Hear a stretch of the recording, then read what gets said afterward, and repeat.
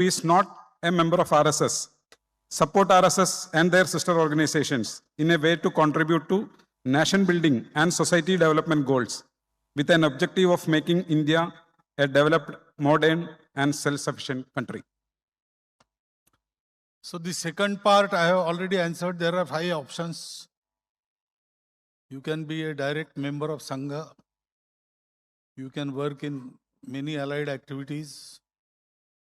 You can work as Hitaishi. You can work as a person in contact, part of Sajjan Shakti. And you can do some good things. You need not worry, RSS will contact you. Because we consider such persons as our Swayamsevaks. That is the thing. Now we adapt to changing times. We change what can be changed, but we don't change basics. For example, aspirations you said. There is only one aspiration in Sangha, to serve the motherland, to dedicate the life for motherland. No other aspiration is welcome. If persons with various aspirations, they come in Sangha, either they lose their aspiration and be one with the single aspiration that Sangha works for, or they will go out of Sangha. In Sangha, no other aspiration. You have to be a dedicated worker for our nation. That is the only thing. That will not change. That will never change. And values we don't change. Said modern values, ancient. When values are eternal, there is no modern or ancient. They're always there. They always work. So truth is an eternal value. Modernity cannot bring any change about that. Because that is an ancient value, it will not go in modern. No, it will always be there. So Sangha works on those values which are eternal. Namely, inclusivity, samanvay, coordination, then giving back, kritadnyata, and working together, living together, staying together. This will never change. This is always relevant. So Sangha only works on those values. So there is no question of modern and upcoming generation. They realize sometime in their life they realize that yes, this is so, and they join Sangha. Particularly the modern young generation, because it wants our country to progress. And they are very much interested in seva. And generationally, they are more honest than the previous generations. Our appeal attracts them. That is our experience. So with young generations, Sangha goes very well. So we don't have any problem there. Rest, for example, we changed our uniform. Uniform is not an eternal thing, it changes. Such things we change. We change when consensus is arrived. Barring these basic things, everything can be changed. But I feel change is necessary and then I order change this. And no, not like that. Right from bottom to top, discussions happen. A consensus is created. And according to the consensus, the decision comes. Decision comes in a minute. But consensus may take years also. So we are working together, therefore we have to decide together. Even if right, we cannot go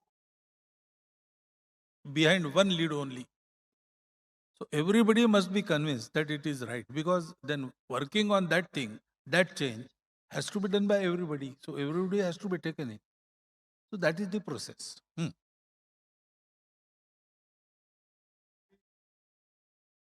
Subish T.S. Karnataka government had directed the activities of RSS are secretive and it must register. What is your response? I don't need to respond. There are so many unregistered things going on. And we are not secretive, we are working on open ground. We are calling people and telling them about Sangha. This is politics. And all these gimmicks are being tried. We will do that. We are used to it. After say 10, 15 years of starting of Sangha, we had to face all these things. We are used to it. If they don't happen, we feel something is amiss. So I don't need to respond. Sangha started in British times. And Sangha started as a public will. I narrated you how that churning of minds went on. And the all accepted conclusion was taken up and worked upon. That was the Sangha. So it doesn't need any restrictions. Hindu Dharma is not registered. Many things are not registered. Those who want to have funds from the government, they require registration. That has to be there. But Sangha, government knows Sangha is there. Government banned us twice. And that ban was released. Once by court order, another by Satyagraha. So government knows. They banned RSS, that means they knew RSS is there, RSS is recognized. So all this has happened. Over 100 years, nobody told us that you must register. Our constitution, written constitution is with the government. We have submitted it in 1950s. Therein government would have said, okay, all is well, but you have not registered. First register, then we will accept. They did not say that. So why should I respond? All this is politics, nothing serious. They want to, in some way, on one side hamper the Sangha work, on the side create doubts in the minds of people. But that is no more possible because people know us. They say we are secretive. Our Karyakartas live in all localities. People are daily seeing them. Our shakhas are on open grounds. People are daily seeing them. We have public programs. We have such an enormous outreach in this year. In every block, we had Hindu Sammelan. So all these things, they are not possible if we are secretive.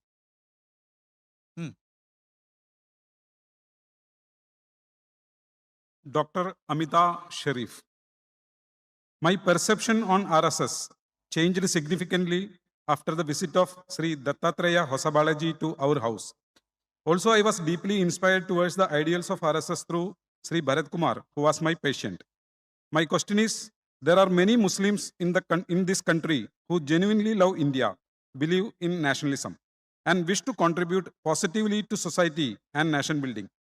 So, why are such people not visibly represented more prominently in leadership positions? Would greater inclusion not help reduce misunderstandings and build more trust among communities? I think inclusion is always there in Hindu society and Sangha also. We consider our society as one, so therefore we do not count how many Christians, how many Muslims, how many this caste, that caste. We do not have this data. We don't know who belongs to what. But there are Muslims and there are Christians working in Sangha as Sangha responsibility holders. And not during this period only. Once I met a chaiwala who was a Muslim and introduced himself to me as a Swayamsevak of one Chaka in Punjab. So I asked him, since when you are coming to Chaka? He says, from 1946 I am a Swayamsevak. So such old associations with the individuals of so-called other communities is always there. And now we have started dialogue also.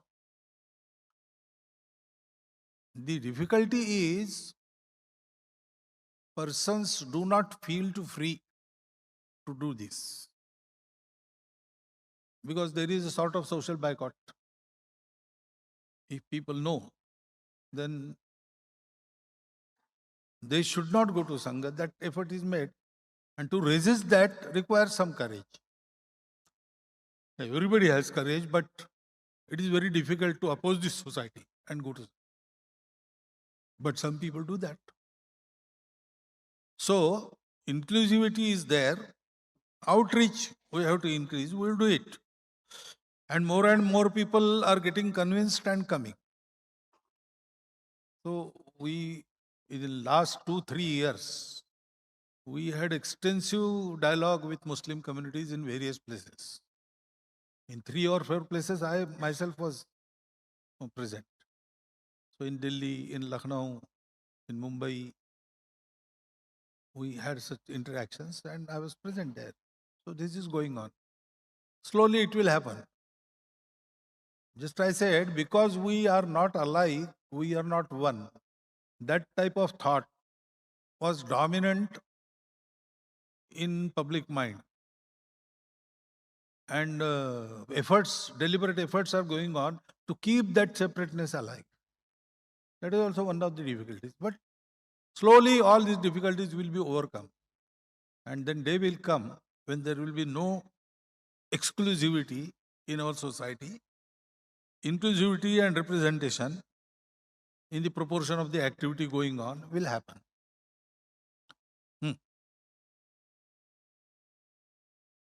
Sri Davis Painadath. A significant section of Christian community in North Indian states continues to live in fear and anxiety due to targeted attacks and disruptions to their freedom of worship. What concrete interventions is the RSS leadership making to curb such violence and alleviate the anxieties of the minority community? Sri Jason CS, Dr. Jaishankar and Dr. Sudhindran also ask, what is the RSS policy on Christians, Muslims and other religions?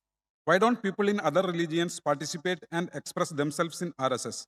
What transformations are needed for the religious minorities to flock to RSS? How would RSS define the concept of Hindu Rashtra in modern developed India? How will it align with secularism of our constitution? Is the RSS open to a direct and sustained dialogue with the Christian church leadership to address these misconceptions and resolve these differences amicably? As the head of the major national organization, what reassuring message do you have for the Christians to ensure them that they are safe and secure in this country? They have been safe and secure in this country. Christians are not here recently. They have been there for how many years in Kerala? 600? Christian community in Kerala. 2000 is so. I don't know whether 2000 it is, but for centuries they are here. They are safe and secure and they are growing. Hindu community by nature is inclusive. There is no danger from Hindu community or any Hindu activity. Sangha in particular doesn't indulge in any type of violence, doesn't support it. The incidents that have happened have no Swayamsevaks.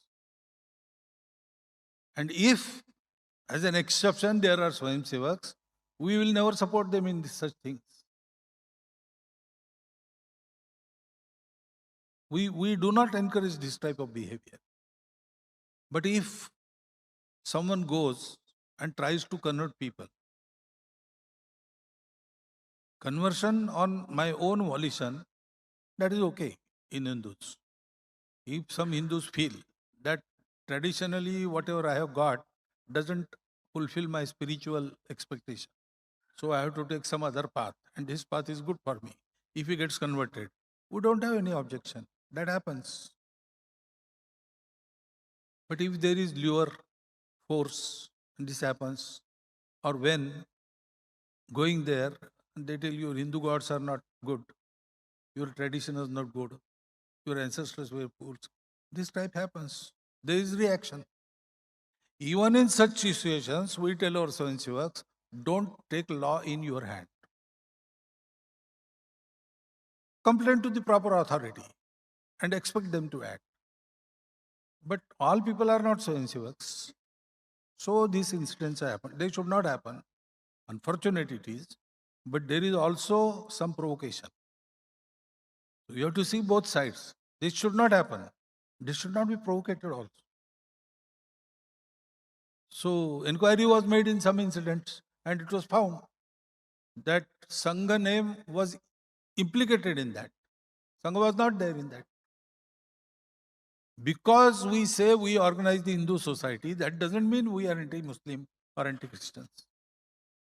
Hindus require organizing. That is why we are organizing them. But we are organizing the Hindus who are inclusive, who say ekam sat vipraha baudha vadanti. And there never was any fear for religion, of any religion in our country.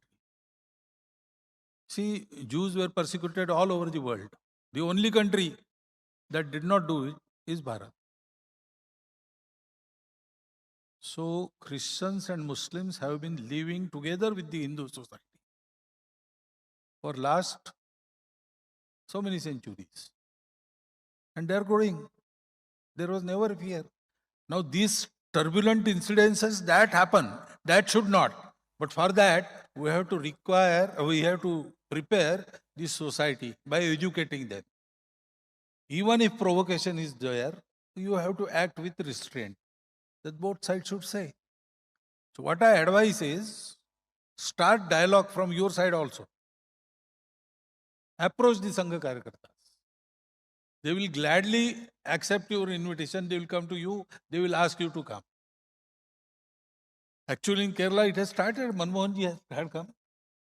2-3 interactions have happened. In our busy schedules, we are managing it.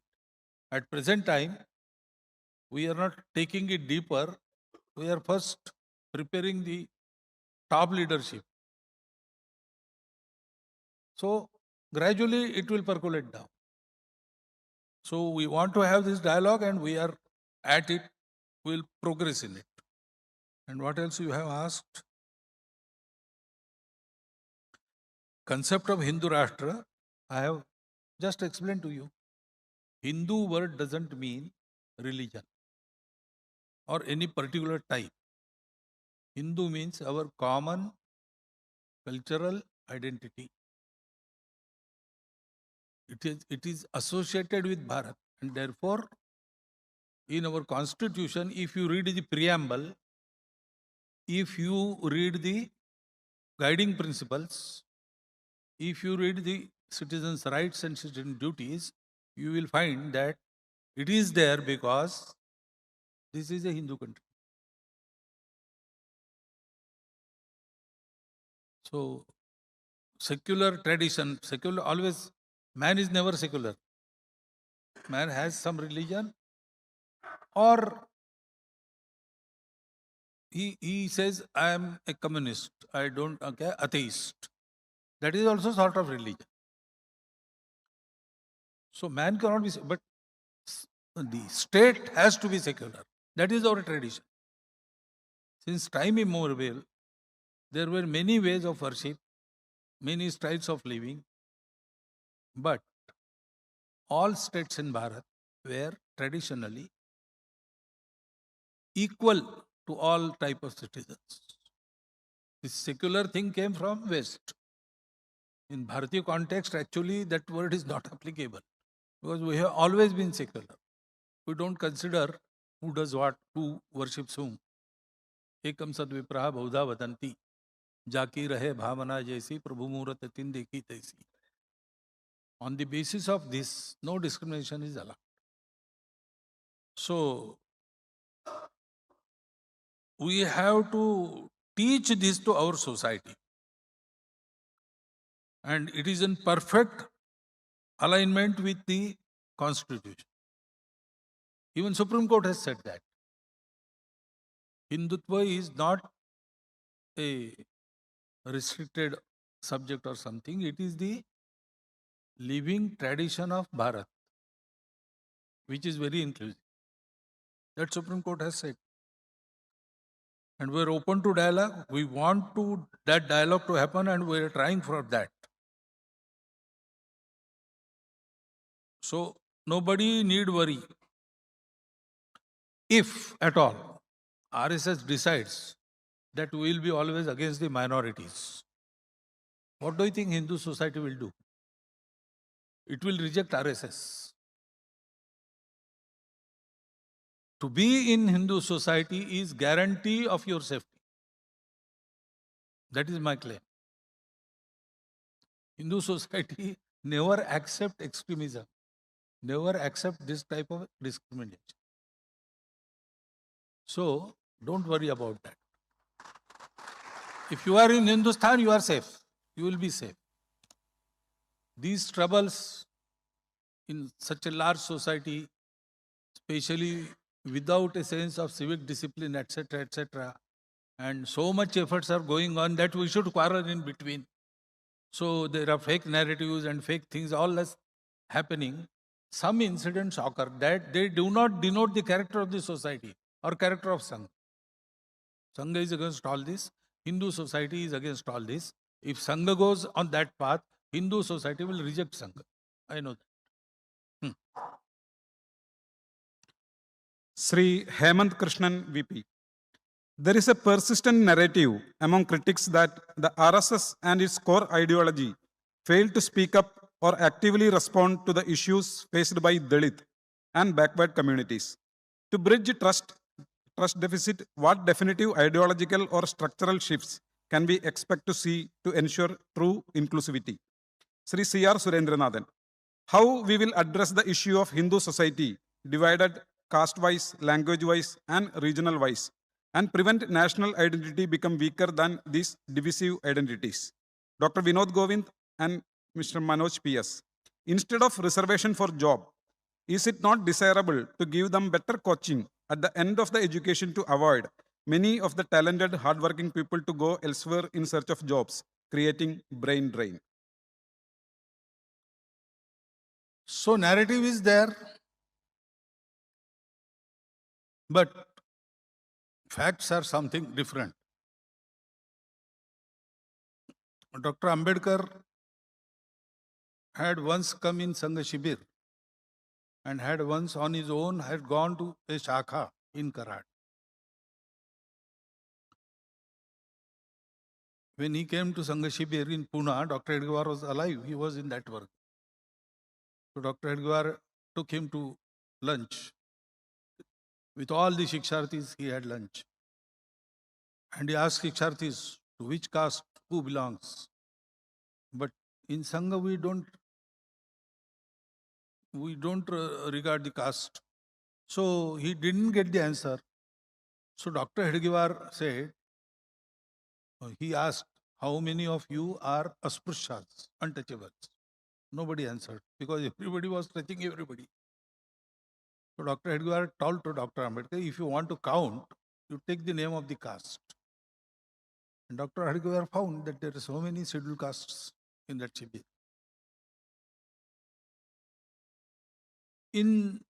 At the afternoon, the Bauddhic session, the discourse, so Dr. Edgwar requested Dr. Ambedkar to speak. And he introduced him, Parama Vandaniya Dr. Ambedkar. So Dr. Ambedkar started by the same Param Vandaniya Dr. Edgwar. And then he spoke about Hindu Sanghatan and eradication of caste. Then when he went to Shakha, in Shakha he said that in some matters I have a difference with RSS, but I like RSS by my heart and I will help RSS. That has been published in the newspaper and in the Kesari and in the newspaper run by Dr. Ambedkar himself. So all this, there is no ideological adjustment is required because our ideology says we are one.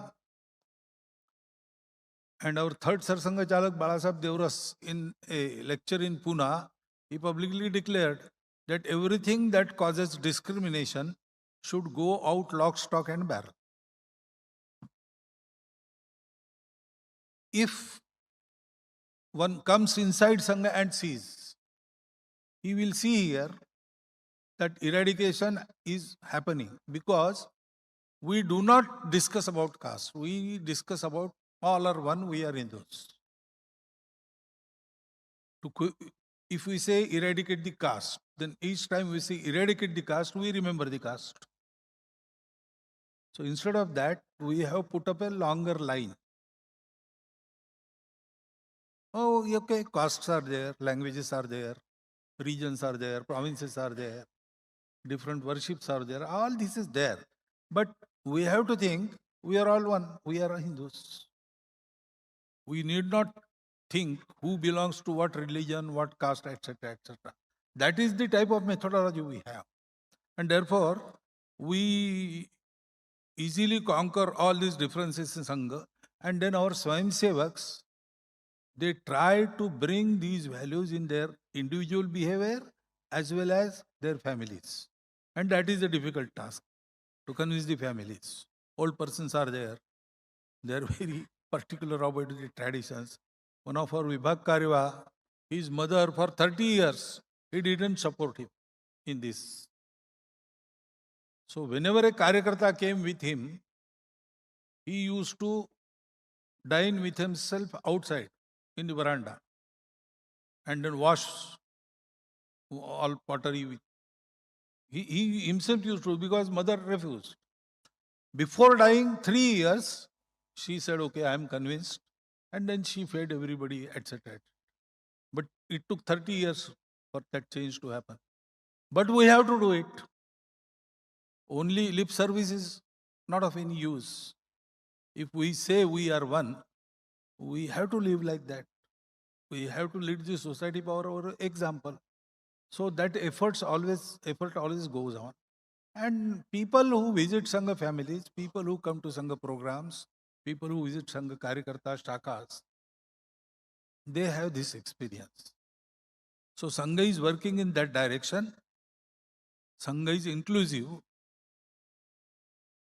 What else?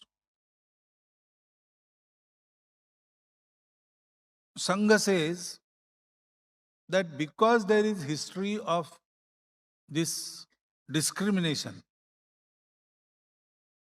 those who were discriminated against, they fell behind the society. Now, if we want our country to progress, they have to be brought on the same line. So reservations are necessary. Reservations, till that discrimination exists in the society, the reservations are necessary, because question is not only of material happiness, it is the question of honor also. If you think someone from your own society is inferior to you, that is his insult. And a proud fellow cannot bear insult, should not. Any man should not bear the insult. So that has to go. And those who are up to now discriminated against, they should feel that now there is no discrimination. Reservation is not necessary. Then it should be removed. And as you said, to bring them in the same line, only reservation is not sufficient. Because they cannot take advantage of reservation. Such conditions are there. So we have to also provide with some coaching, some amenities so that they can study. You have provided reservation and he doesn't have electricity in his village. What can he do? He cannot afford to come to city and live there. So all these proactive measures should be taken without any political machination.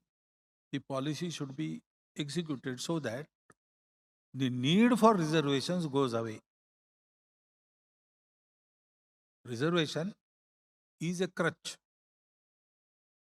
Till your leg is repaired, you have to use the crutch. And you have to be given the crutch. But after you are whole, you must cast this away. And that process has also started. Some people from the SC communities, they are saying that now we have got enough, we are okay now. We are equal with the society. Give this to someone else who deserves it. So that will happen.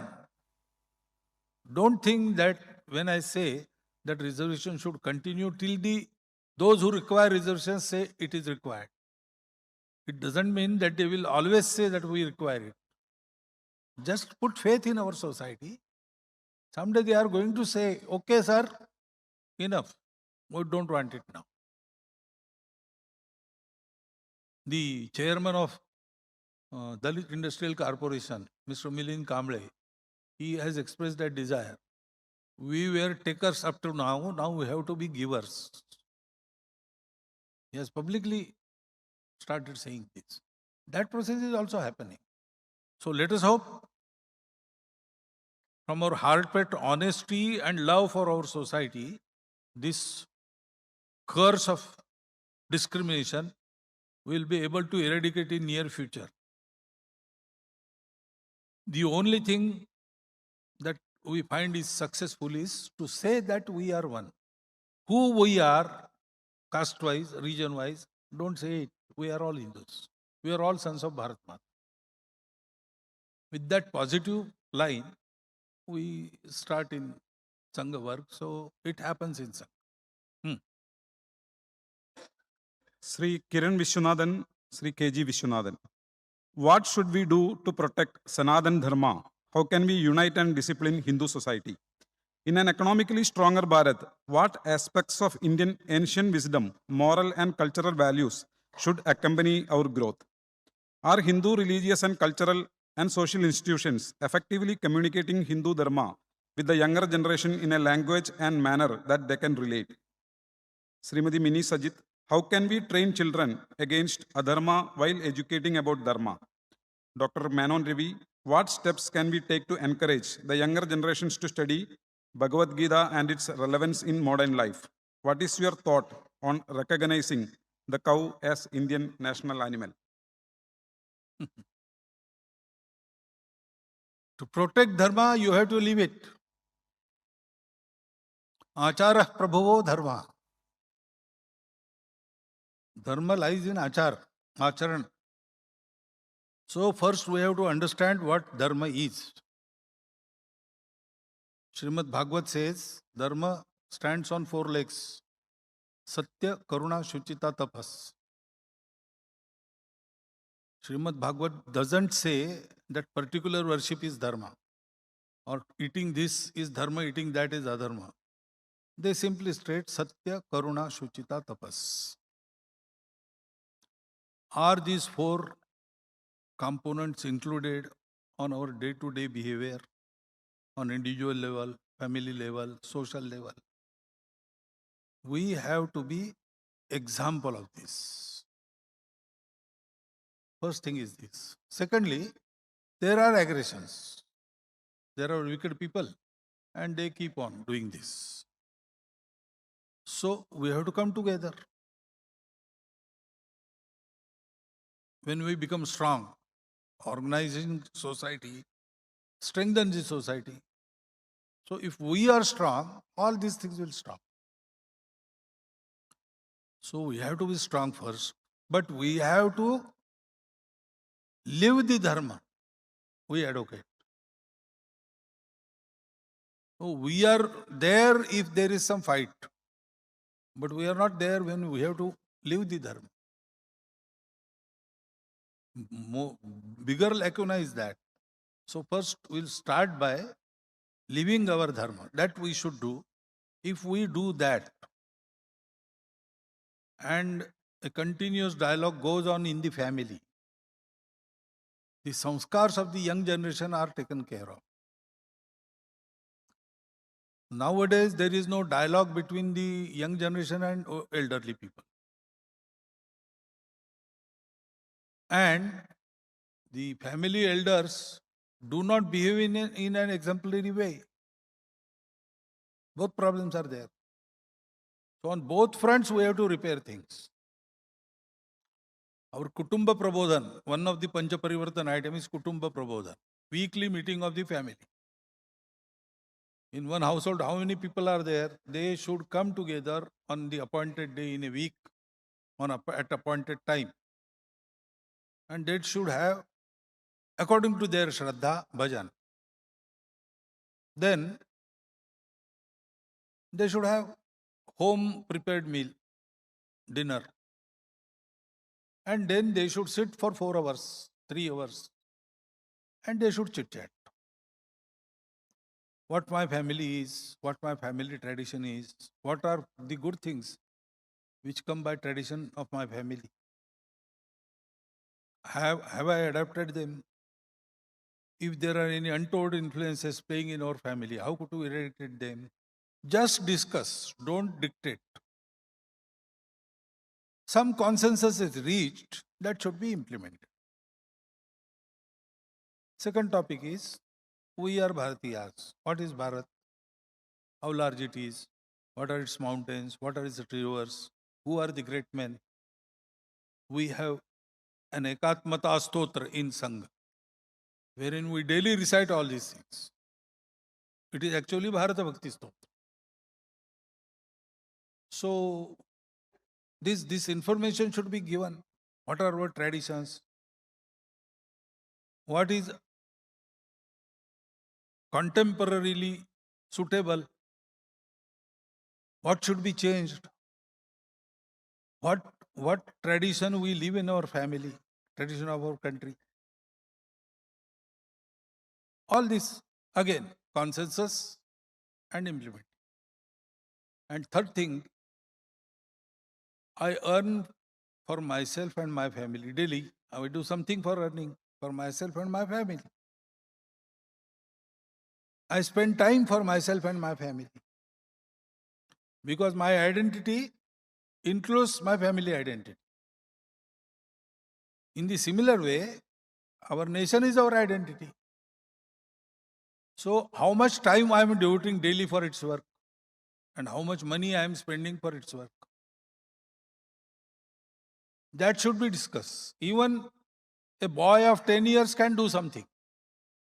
It should be discussed, and whatever ideas come and are accepted should be implemented. This we call Mangal Samvad. This Mangal Samvad should happen in each family. So first we are trying to instill this in Swayamsevak families. It's going on increasing. And then we'll take it to the society. But you need not wait for that. You can start it tomorrow. It is your family. You can manage it. If we do that, then younger generation, then it asks questions. It gets answers. It understands our Sanatan Dharma and it understands it through our acharan, because we do not preach, we practice. So that is taken up early. So samskar passed to next generation. That is the way we do it.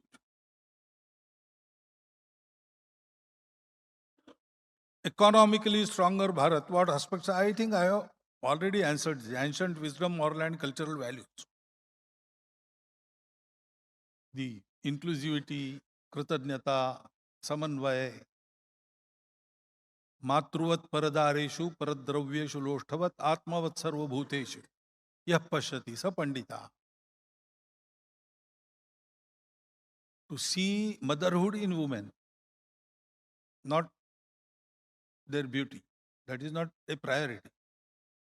In our tradition, in our vision, we say women are mothers. They are creators. They are respected like that. Paradraveshu loshtavat. Never eye another's wealth. रूखा सूखा खाए के ठंडा पानी पियो. Take some diet, simple diet, and drink a glass of water. दूसरे की झोपड़ी देख के मत ललचाए जो. Seeing others dwelling, don't try to get something from it. Don't compete with others. There should be no envy. This is our tarika. And Atmavat Sarva Bhuteshu. What you think inimical to your existence, you should not do it with others. This is the tradition. This tradition has to be lived. Lived tradition can be understood by the younger generation. Our younger generation doesn't like hypocrisy, and that is going on. That is why there is problem. And we don't have dialogue. We cannot inform them.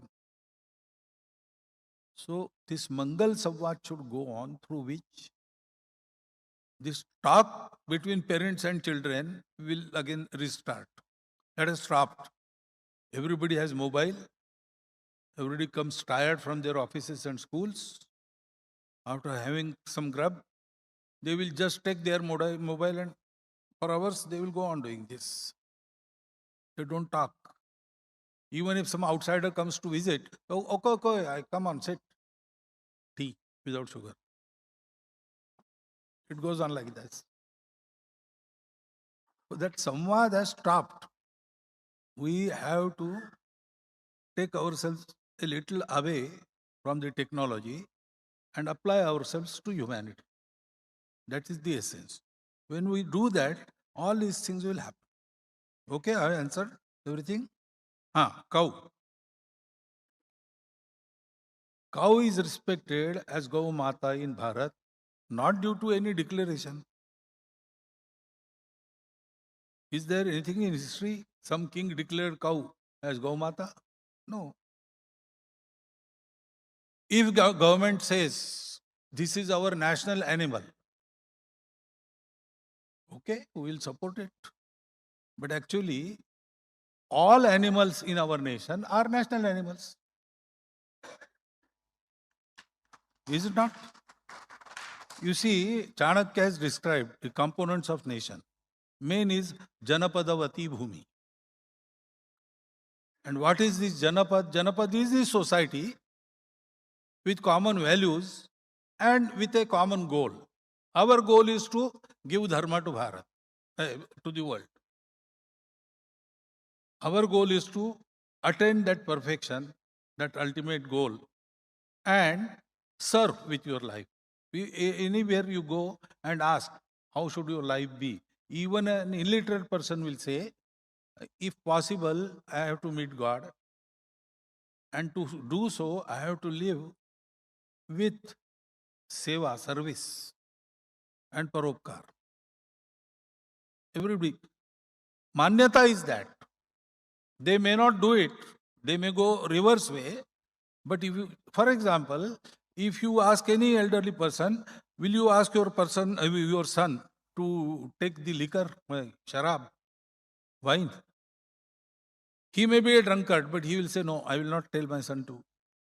Because manyata is, drinking is not good. Like that, our common manyata is this. We have to live like this, and we have to give something back to the world. So that is our Janapad. And Bhumi consists of Jal, Jungle, Janwar. Ecosphere, biosphere. Everything. Not merely land. Land with all its prakriti, with all its nature.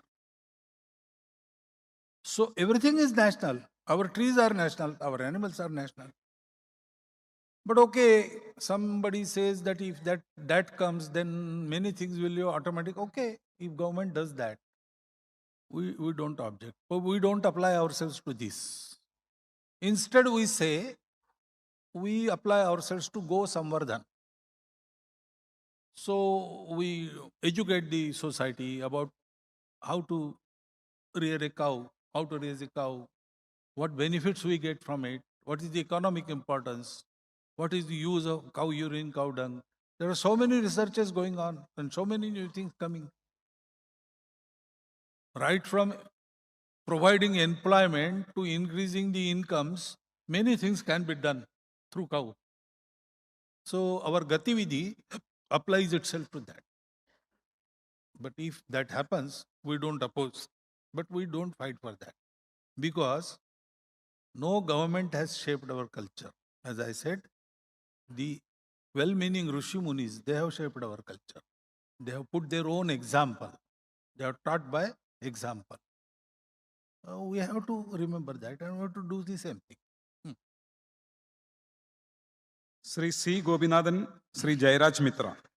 earlier momentum created globally in environmental issues is now losing. What can India do to promote awareness? Do RSS have a plan to protect sacred groves, temples, and related properties encroached by others during the British period? As I said, RSS does nothing except running the shakhas and creating individuals. And RSS does not want to do anything else. After this work is finished, we will do nothing else. But we teach our Swayamsevaks to leave nothing, to do everything. And they are doing this. So many activities are going on. Vriksharopan, etc., etc. In Pancha Parivartan, another initiative is atmosphere, environment. You see, big things we can think of, but we have to start from home. The significant contribution towards the cause of environment can be made by simple, small initiatives adopted in action by all individuals of the society. World scientists say that. So we have given a simple program. Save water, eradicate plastic, and plant greenery, trees, as well as your home garden, everything that will make your atmosphere green. And again, this will be there in the Swayamsevak families, and then it will be extended to the society. We have already started. Will be is not future. We have already started. A certain proportion has to come. After that, we will go to the society. So all this process has started. And that is the more effective way of doing it, because every every member of the society will then be involved in this activity, and that will create a great force which will support all other initiatives for the protection of environment. Initiatives and activists are already there. We need not do anything more just to help them. But all such initiatives, to get sustained and to be effective, need the support of the society. Society also agrees with this, but society is not aware. They said, oh, water must be saved. But in their own basin there is a leakage, they don't repair it. Because simply they are not aware. Just to prod them and making them see that your thought is okay, but you have to start here. You can start by this. This we have to do. And Sangha applies to this task and supports all other initiatives where Swayamsevaks are also working in there. So this is how we do it. Then, हो गया?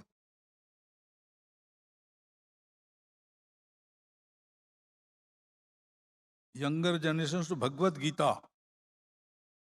So those who want to take Bhagavad Gita to younger generation, they should take it. Our Santa Mahatmas are doing this. Chinmay Mission is doing a great job. And lot of our कौन सा परमेश्वर जी का संस्कृति विचार केंद्रम भारतीय विचार केंद्रम, they had conducted in large numbers these Gita classes. So many people are doing. In Bengal, lakhs of people, 3 lakhs, 5 lakhs, annually they come together in a definite uniform, which they prepare their own uniform. Mahila, Purush, all come. And they recite some Gita Adhyayas. A big function happens there in Brigade Parade. This year it was 3 lakhs and 5 Adhyayas. By heart they learned it. There is one Gita Manishi ji. He goes on Gita in your daily life, Gita in management, Gita in all this. This is going on. So what should we do? We should participate in this.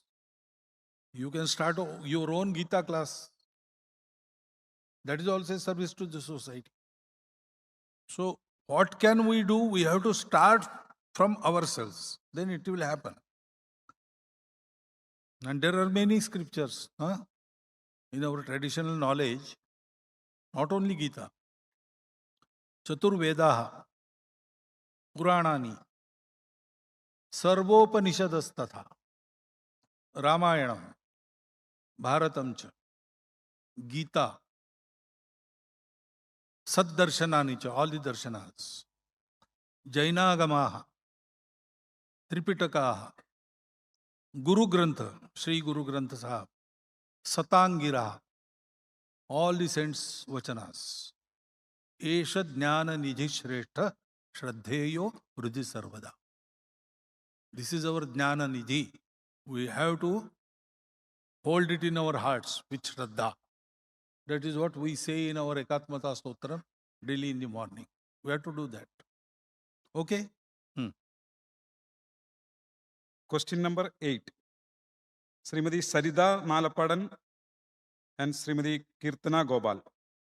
With the collapse of joint families, educated working women face an unsustainable double burden of career, childcare, and elder care, especially in families with only daughters.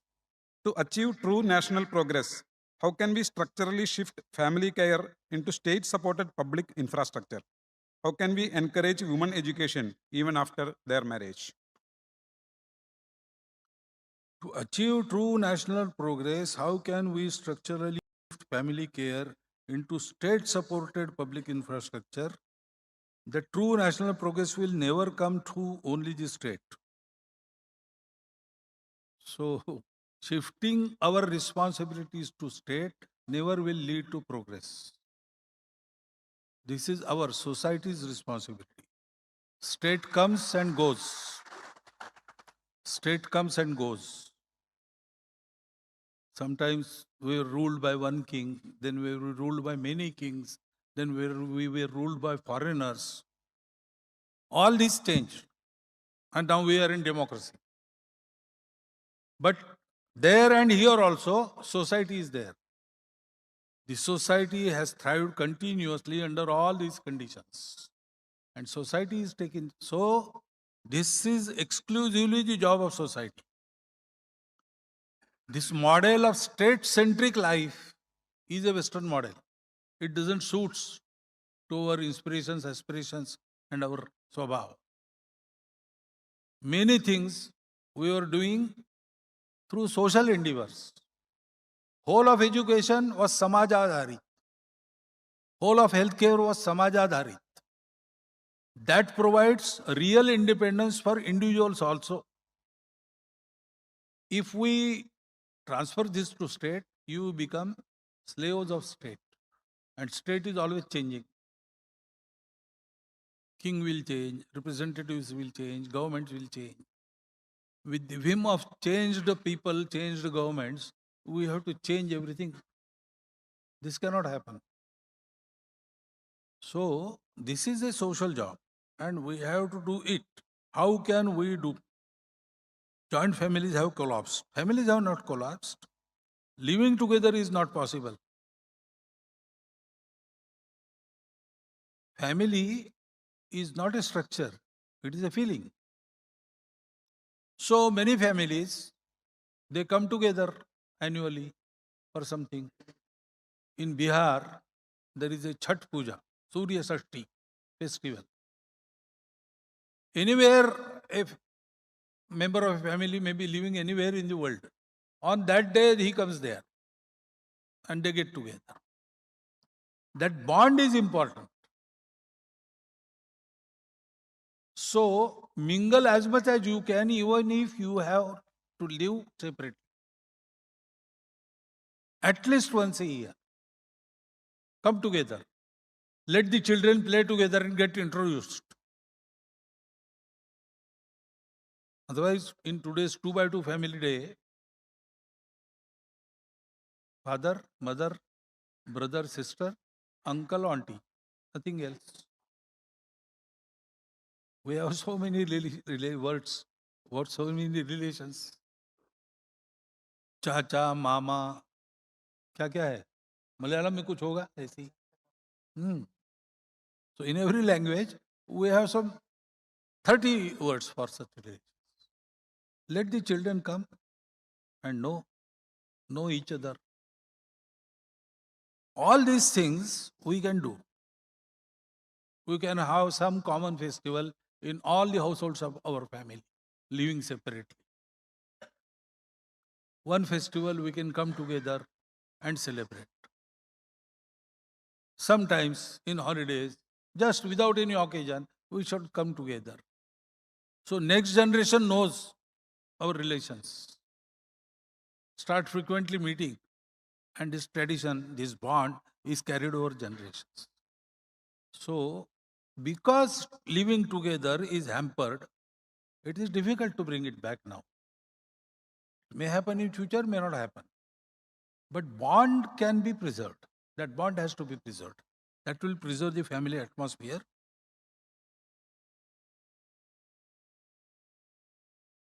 With that weekly meeting, Mangal Samvad, the problem working women face can be resolved. Maybe you cannot have 3 or 4 hours Samvad. You will have 2 hours Samvad. But once in a week, in spite of everything, because you have to fill your tummy, okay. You have to feed your children, okay. But what for? So, you have to provide some sanskar, some dialogue, some samvad. So, we have to prioritize all these things. Then it will happen. Okay. Srimati Manasi Nikhil. Today, many parents still see government jobs as the only path to security, leading millions of young people to spend years preparing for a limited number of positions. At the same time, private sector jobs are often perceived as unstable and insecure. This uncertainty is also contributing to a growing trend of young Indians migrating abroad in search of better opportunities, higher wages, and greater career stability. How can India create a society and economy where young people have dignity, stability, and security in diverse career paths within the country, rather than depending on a few government jobs or feeling compelled to leave India for their future? This word career has to be redefined. In the word career, the words you have used, what is it? Dignity. Better opportunities, higher wages, greater career stability, and somewhere you have used dignity. But when we talk of career, we mean only higher wages. That we have to live. Not government job, even private jobs. I say not only jobs, even self-employment, artisans. See, we have ceased to give respect to the labor. A farmer has produced, say, 4 lakh rupees gehu, wheat or rice in his field. We need that. By eating that, we will sustain our life. But there is a man earning 4 lakh rupees and they come together before you. Who will you respect? Will you respect that farmer or you will respect that 4 lakh wala? What happens today? That 4 lakh wala is paid attention to and farmer is ignored. We have forgotten the Shrama Pratishtha. We have to honor this Parishram, Shram. So even a cobbler deserves respect. As a corporate leader, respect. He runs his business. His business is small. Earning is small. But what of that? He is equally applying himself to that. He is equally honestly earning something. But we discriminate. That we have to leave. Then Everybody will not go for jobs. Everybody will not go for government jobs. When we are doing job, then another thing, career means jobs or earning. But what are jobs and what are all these earnings? These artisanship and everything. You are serving the society. In return, you are fed, you are paid, and you are fed. The job is not a simple earning. Because society requires all these things. Someone must do it. I am doing it. This we call dharma. See, if you ask old farmers, why are they in agriculture? It is not now. Agriculture is my dharma. Our farmer was doing farming not to earn, to feed. So whatever we are doing, we are serving the society. And in return, we get something. So instead of saying that I am forming my company, I am forming my place, I am earning, I have got that respect, we should say I am serving the society and I am getting something. I will serve more and I will get more. Attitude change is required, in short. So many things. Shrama Pratishtha, this seva, service, we translate service as seva. But service in English is always, we have to do it.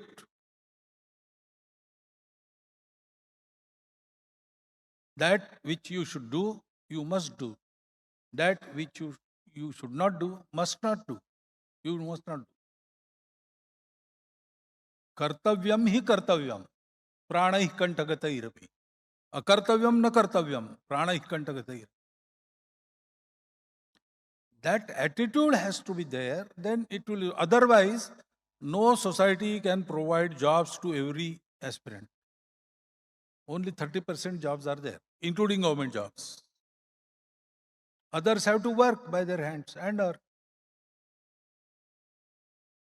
If everybody goes for jobs, then what will happen? Then all these works, they will cease to be. Someone will have to do them.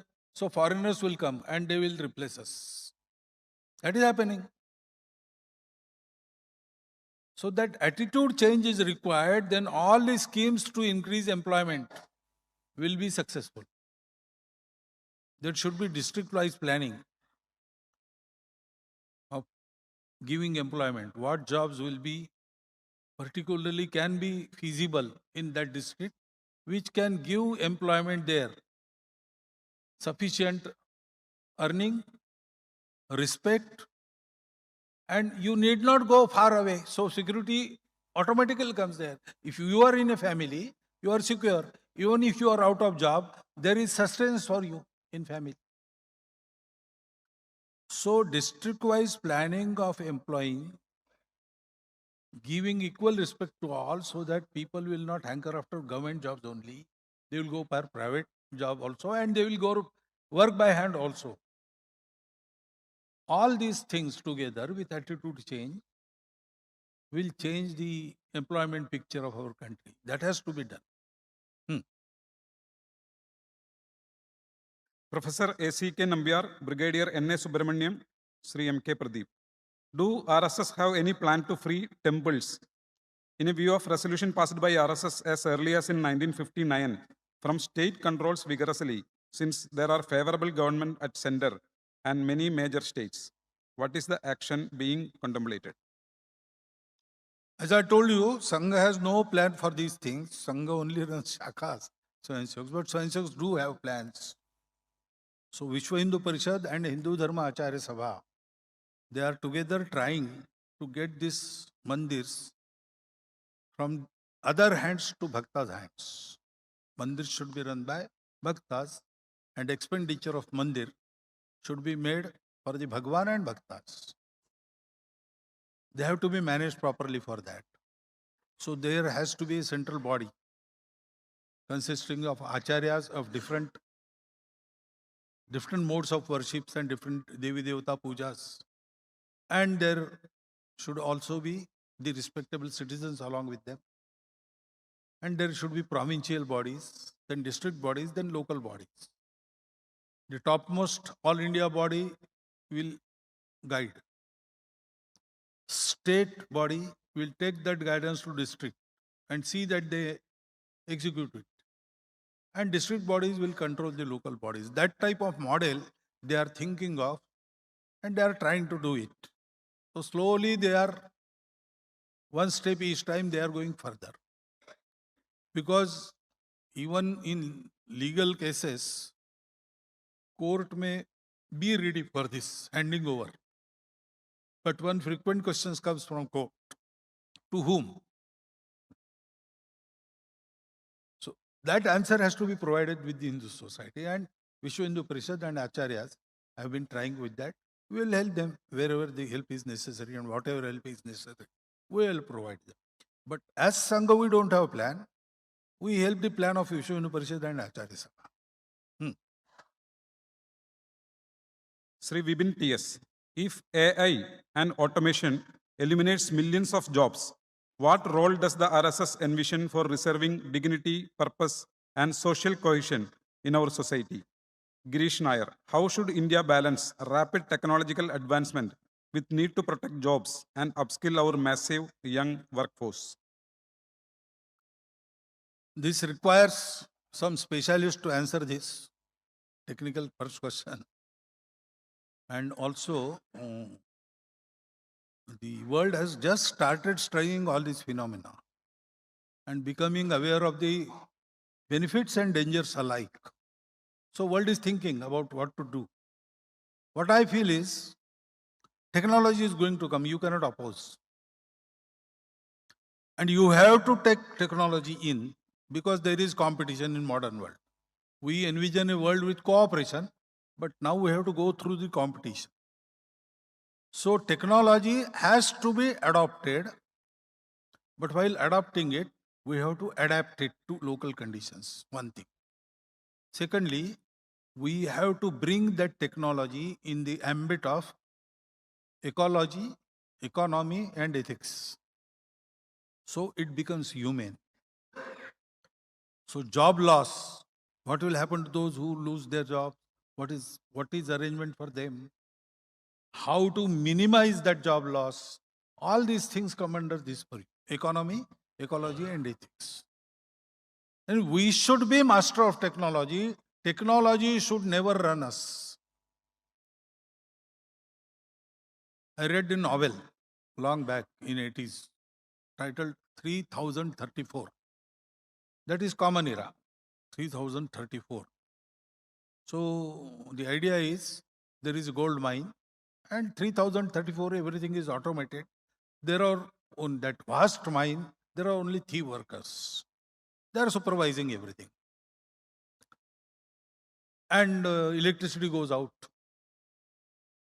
So author could imagine in 3034 also, electrical failure will be there. It was there for 9 minutes. After 9 minutes, the current came back and everything started normal. The director of the company asked those 3 people, somehow you don't have any machine or some, but tell me how many wagons were delayed.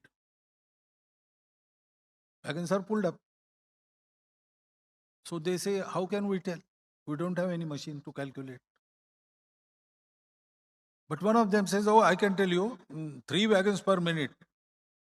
So 9 minutes, 27 wagons. How can you tell this? But they send the report. Director goes to machines and confirms, oh, it is right. Then he asks, how could you tell this without any machine? So they tell, one of us had this a particular vidya running in his tradition. So because that vidya is forgotten, tables are forgotten. So director says, Asha, this is something new. He calls that person, tests him, and takes his family into custody so that other companies will not have this new technology. Then other companies, they get some heed of this, and then they started spying and everything. So government knows now. So government acquires the family, kept them in their custody. So other nations, they start spying on the government, trying to kidnap this fellow. And in all this, one day he is murdered. And that ancient art of telling without machine, 3 into 9 is equal to 27. It is lost. That was the book. Technology, if it becomes our master, it reduces our own capacities. Even today, you go to metro cities and ask children this question, 3 into 9, how much? They will pull up their calculator on mobile and tell you. They will write, they will give correct answer. But without mobile, they cannot calculate in their head. This is the danger. So we have to be masters of technology. We have to adapt it, and we have to bind it into this restriction of ethics, economy, ecology. Then this technological progress can be beneficial to human beings. Otherwise, people also now are creating novels which depict that human being as species has now become extinct, and hybrid of, what is it called, cyborg, hybrid of machine and humans. That is those who are ruling universe. This should not happen. Father Dr. Paul Puvathingal, how India is going to eradicate poverty? What is our well-planned strategy? Sri Sajit Envi, what is the policy of RSS regarding local development projects which is left unattended? Sri Girish Nair, during global headwinds like the West Asia, what long-term steps must we take to protect our domestic consumption from external energy and price shocks? First thing, we have to be Atmanirbhar. And we have to search for alternatives. So oil, coal, these are stored energy items which are never replaced. They are spent very quickly, and replacing them takes thousands of years. And quarrel is going about that. Can we use the flowing energy like solar? So alternative fuels, wherein we can become Atmanirbhar. All the countries which are poor countries or developing countries, they should have that technology so that they are not dependent on these rich nations who know nothing except their own selfish interests. This we have to do, and to do this, society has to take initiative. We are always saying government, but many things are happening in Bharat purely on the social initiatives. They are more successful than government. A river was to be deepened and widened for 30 kilometers. And government started asking for tenders. They had a budget of 85 crores for that job. The lowest tender came 150 crores. So for 6 months, discussion was going on. People were fed up.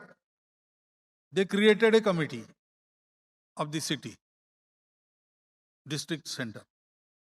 Our Kshetra Sanghchalak was living there. He was made the president. And they appealed to society and did the job in 6 months in 30 crores. 22 kilometers river was deepened and widened. And then asked the chief minister to come and inaugurate.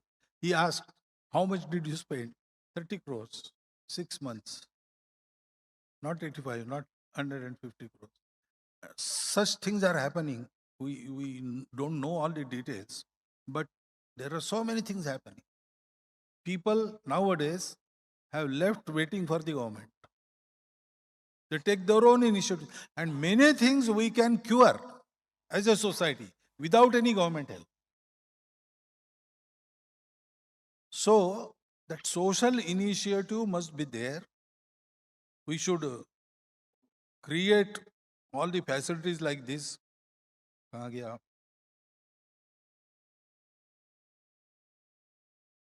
So, for example, eradicating poverty. Now, how much poverty is actually there. So we are a rich country of poor people. That is what it is said. So riches are there, but they are not equally distributed. So we have to consume with restraint and we have to distribute with justice. We have to produce not mass production, we have to produce product by masses. Because the corporate culture will always create this gap and it will go on increasing. That is the modern economy. It thrives on scarcity, mahangai, and it always create demands, short supply, large demand, so that prices are up. We have to have the economy which is decentralized, wherein production will happen by masses. So we have to have our own economic model, different from all the world. Then we can progress in this era. Our society has sufficient talent and sufficient grit to pass through it. But we have to give this new avenue. We have to plan like that. Then poverty eradication is not a much bigger problem. Because we have riches and we have natural resources also. Just we have to plan for such type of development model. Everybody will benefit, everybody will be sustained, everybody will get job. All this will happen. That capacity we do have, but we have to change our drushti. We are still following the failed model of economy. Leaving that, we have to create our own model of economy. And we have to become Atmanirbhar. That is the way to address all the questions.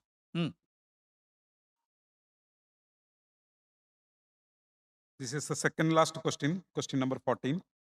Sri Vijay Kumar, how can the Sangh, through its vast network of social organizations, actively collaborating with government and society, endeavor to shift from an exclusively court-centric model of litigation to a robust alternative dispute resolution ecosystem? May I suggest you ask all the questions if they are ready to sit? Are you? For time restrictions, he is saying other questions he has omitted, no? Almost. What should we do? If you are ready to sit, I will answer all. Otherwise, this last question. Please, loudly. So read everything. Dr. Prahesh TP, Sri Jairaj Mitra.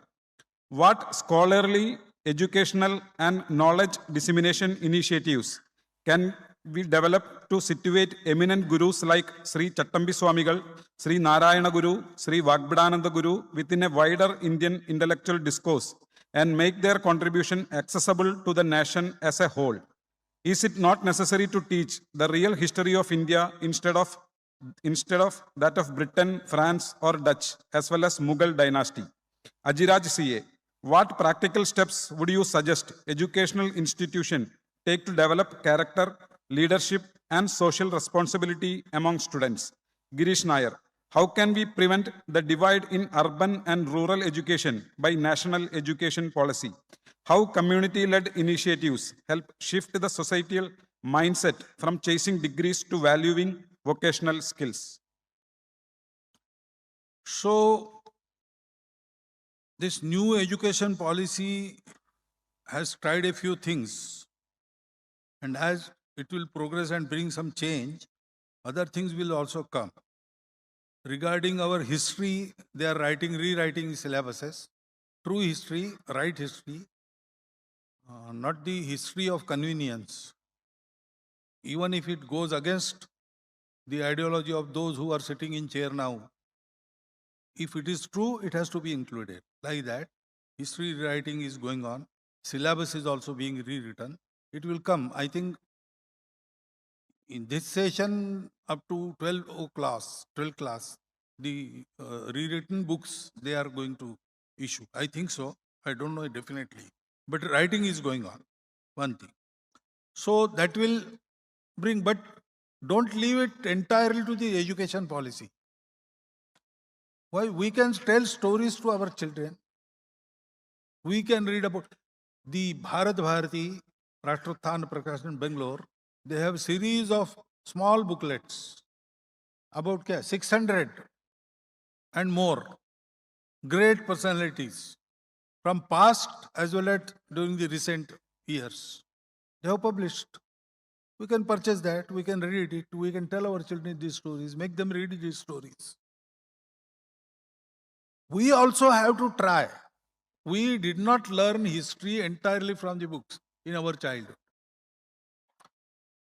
We got it in social programs, in some storytellers, we got it in our family.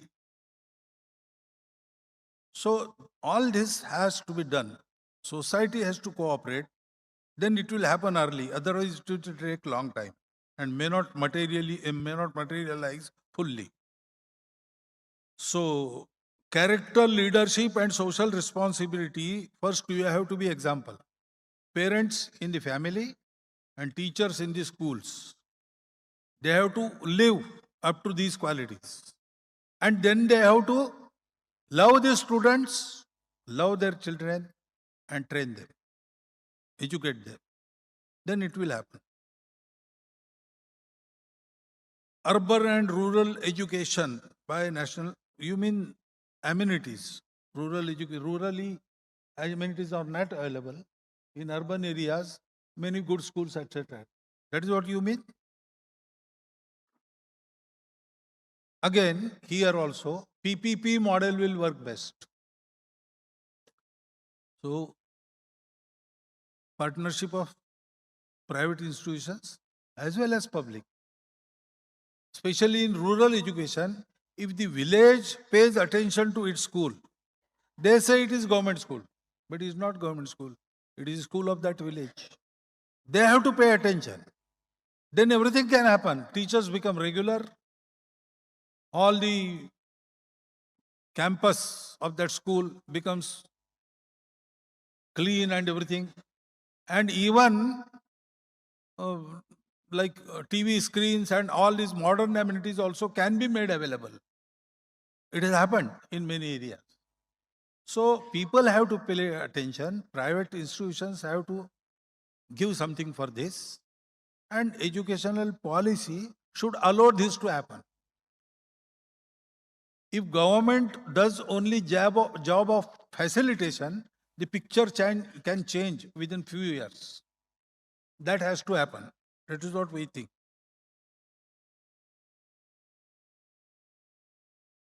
And social chasing degrees. So we give values to degrees, not to capacity. That is why people are chasing degrees. Actually, employability should be the object, not the degree. Whatever we educate, he must be able to do it.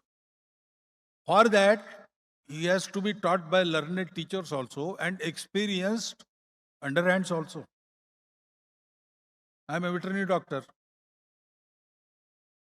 A fresh veterinary doctor, when he comes to his dispensary, the compounder working there for 20 years, he has more knowledge, more practical knowledge than him.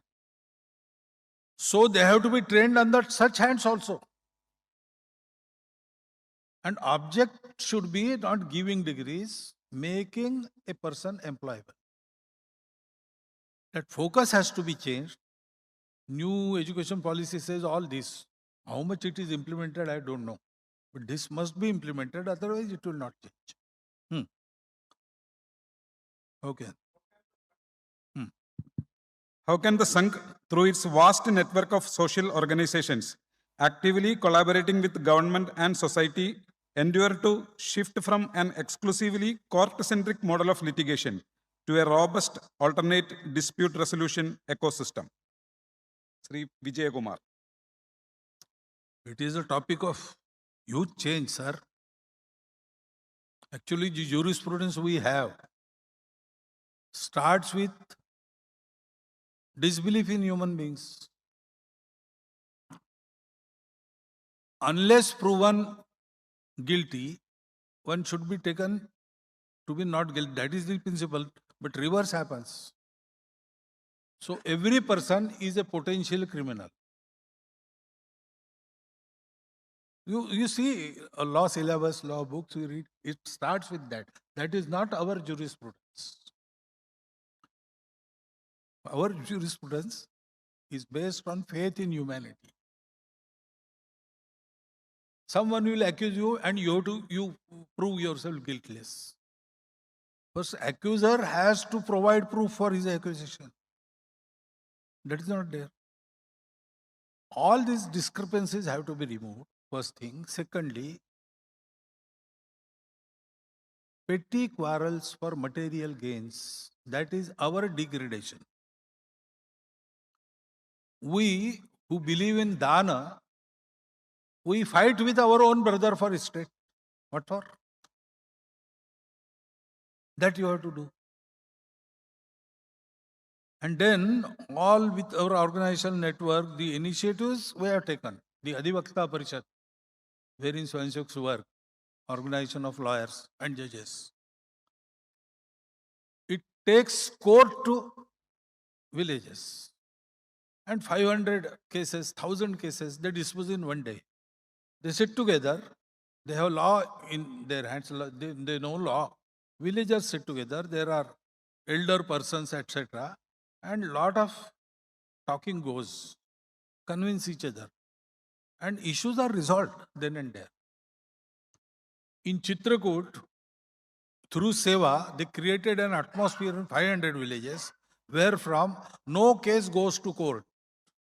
Villagers sit together and bring out the solution. That reduces the tremendous load on judges also to dispose the cases.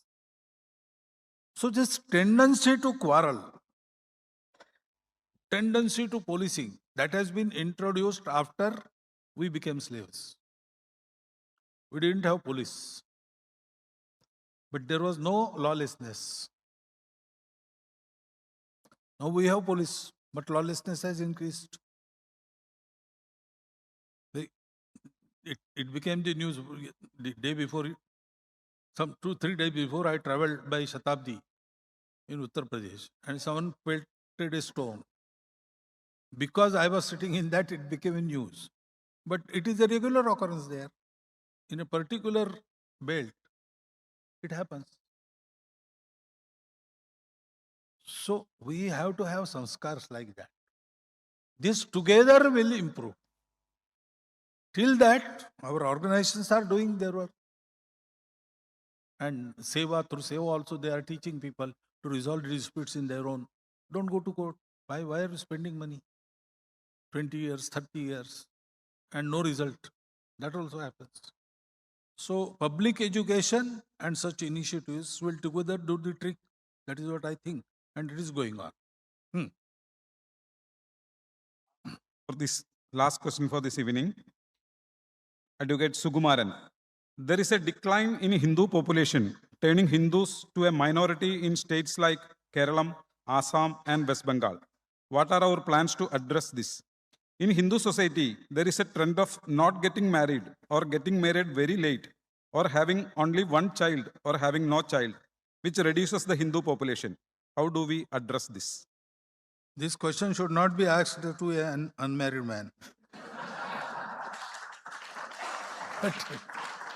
But anyway, TFR is not the sole cause of this demographic imbalance. First reason, priority-wise, is conversion. And second is infiltration. So conversion by lure and force should stop. If someone converts because of his own thought goes in that direction, it is okay. There is no restriction on worships. All worships are true. And therefore, if I want to change my religion, okay. But someone pays me for that and I go. Or at gunpoint, that has happened. And that is happening. That should immediately stop. And society should stop it. Secondly, the infiltration. So government has awakened, it seems, and they are trying something, delete, deport, detect, delete, deport. This has started, but we can do one thing. We will not give jobs to foreigners, petty jobs, mason, etc., etc. Man from our, be it a Hindu or a Christian or a Muslim, he should be our Bharatiya, not Bangladeshi, not foreign national. That we can do. That we have to. And we have to detect. We can identify such illegal migrants. And we can report to police that we feel that you just check up. And if they are so, keep watch on them. Nothing else we can do. That is the job of administration and government. But we can definitely give jobs to our own people, not a foreigner. That we can do. And third is this TFR. So now the medical science says marriage early, 19 to 20, and 3 children is good for the health of parents as well as the children. Psychology says if there are 3 siblings, they learn to manage their ego so that their families don't face any dire situation. There is no divorce, etc. Because ego management they have learned. And then population science says that if you go beyond, if you are lower than 3, it is a danger. And if you go below 2.5, you have to act fast. We are below 2.5. So 3 must be there. And government policy says 2.1. So 0.1 mathematically is rounded up to 2. But here it cannot be done because there is no 0.1 child. If child comes, it will come whole. So 2.1 means 3 here. So psychologists, medical scientists, everybody is saying 3. So you have to think about that. Start from yourself. And this getting married, we have to just educate. You see, marriage is not an arrangement to have bodily contact of a male and female. That is not the purpose. Society is created through families. Wherever in the world, the family structures are crumpled. Society is facing a great challenge. Even in America, family is the unit of the society. Family is the center of social, cultural, economic, and nowadays political activity also. In family, children get to know how to behave with others. There are elderly persons, there are younger persons, there are servants coming and going inside. There are others on which there is hair cutting salon wherein I go and cut my hair, get my hair cut. There is laundry wherein I deposit my clothes for washing.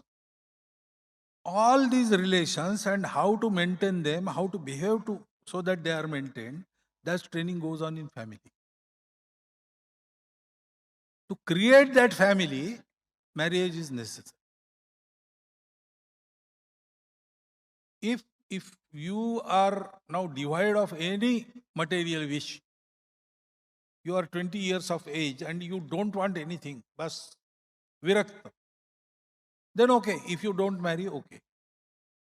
But you want to have the pleasures without the responsibility, that is wrong. Young generation has to take the responsibility sometime. even if you have to take responsibility of your own life, you have to have that sense of responsibility. When you say, I don't marry, if you mean to say that now my wish has gone away, I try to become sannyasi, or I will lifelong I will become bachelor. Okay, but you want the pleasures and you don't want to take the responsibility. That is wrong. This extremely materialistic and extremely individualistic view will destroy the individuals as well as societies. That is happening. That we should tell the young generation. Therefore, in our tradition, marriage is not something to be declared in court of law. It is a sanskar. So, we have to educate our young people. They cannot be irresponsible. Leave us. They will face difficulties due to that. That sense of responsibility has to be created in them. Then only this type of psychology will not work. Otherwise, it is very difficult. But we have to have that family dialogue through which all these things subtly can be inculcated in young minds. So, because this was last question, I should thank you for patiently listening to my answers, though much long and maybe boring, I don't know. But I will conclude by the same appeal. Come and see Sangha from inside. And if you like to cooperate with Sangha, try to fit yourself in one of the 5 alternatives I mentioned. And thank you again for today's your response, your questions, patiently listening me. So whenever chance comes, we'll meet again. Thank you very much.